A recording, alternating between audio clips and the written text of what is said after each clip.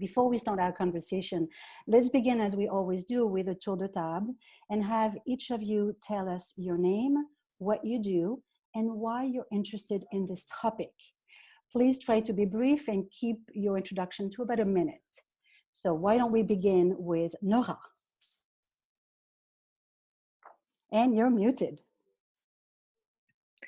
Hi, I'm Nora Bateson, and I'm an author and a teacher and a filmmaker, a mother, about 400 trillion organisms, basically a complex system. And I am interested in this subject because we are, as I see it, in a moment where there's a kind of liminality and a possibility for some deep and maybe dangerous changes. Maybe they're beautiful in the long run. And I'm interested in exploring that. Wonderful, thank you. Danielle?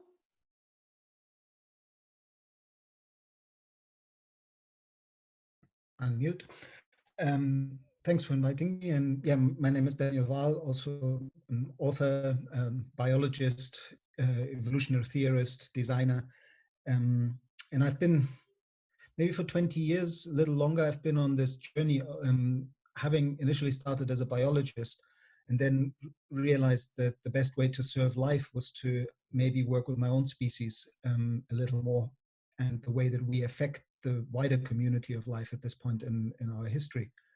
And so I've asked myself for a long time, what does it mean to participate appropriately in this complexity that surrounds us and that brings us forth? And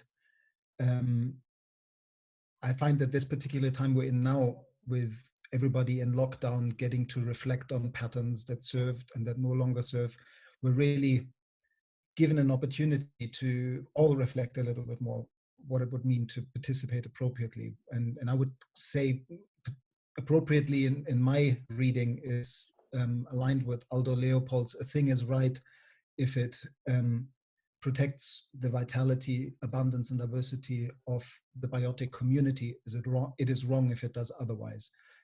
As a starting point of kind of defining what it might mean to participate appropriately. That's me. Wonderful. Well, thank you for being here. May?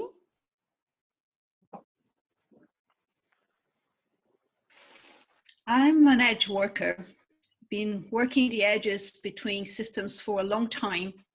And this time that we're facing right now, it looks like really a threshold, a very rich time that we can work in edges as larger systems, mega trends.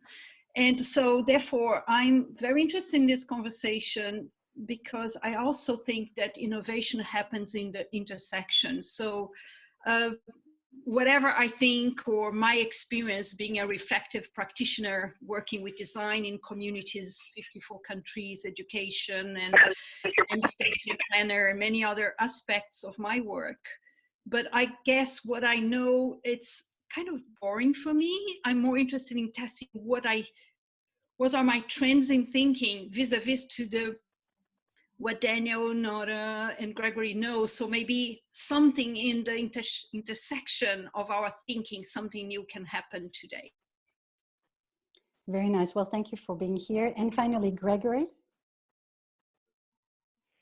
Hello, everyone. My name is Gregory Landouet. I'm the Chief Regeneration Officer at Regen Network, and my background is permaculture, regenerative agriculture, design. I also spend a lot of time living in intentional community. Right now I'm isolated in a single family home, but definitely have a lot of intersections with the eco-village movement. And yeah, I'm bringing a lot of curiosity to this conversation, and excited to see what emerges. I think I'm very passionate about reconnecting human culture to its place as a keystone species that actively regenerates our biosphere directly through the way we practice agriculture and land stewardship. And so at Regen Network, we primarily focus on, I would say, sense-making, decision-making, and valuing ecological health to kind of reweave that into our economic system and our society.